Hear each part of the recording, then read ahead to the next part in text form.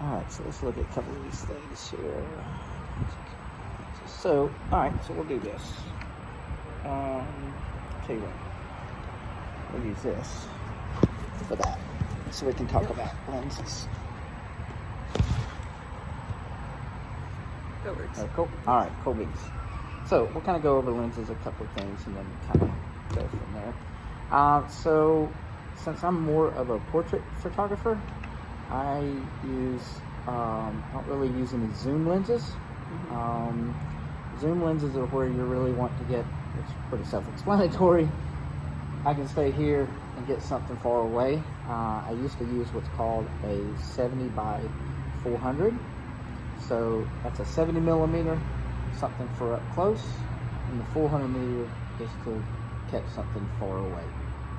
They're probably the best overall lens to have because you get the best of both worlds. So I don't really do anything long-wise, so I did not purchase a new one, and I sold my other one. So kind of give you that. So perfect example of what you use a zoom for, sporting events.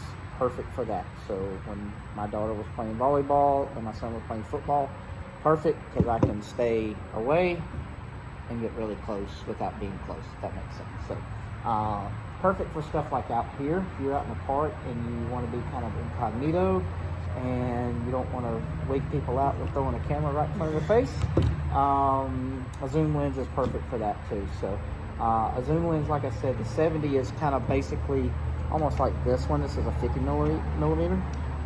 So it'll get a lot of your close stuff, but then, like I said, you have the ability to actually zoom in.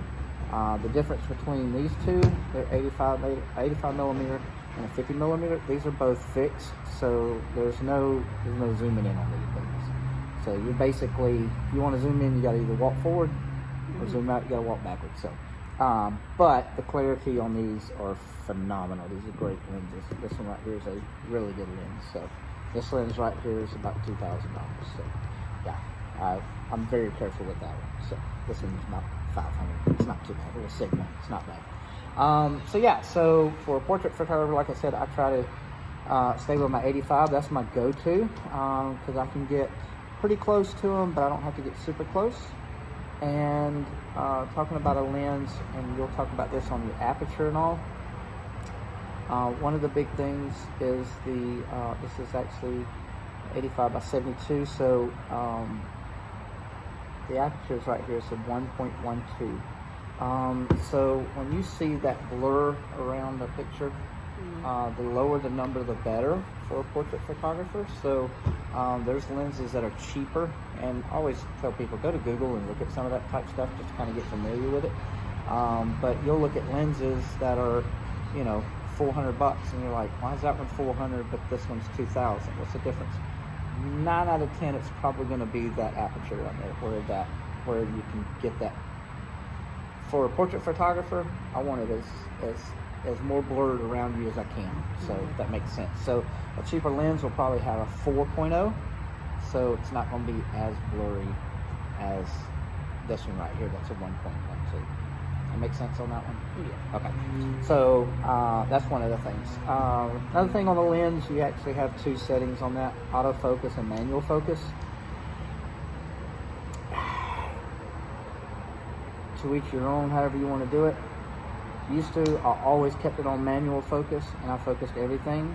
I'm older now, and my eyes aren't as good, so I autofocus and then kind of cheat back and forth sometimes. It just depends. So there's nothing wrong with using autofocus because that actually helps you, especially when you're in if I'm doing a senior portrait or if I'm doing a wedding, I really don't want to rely on myself to make sure that things, you know what I'm saying? Let this do the thing. So, the good thing about this is a mirrorless camera.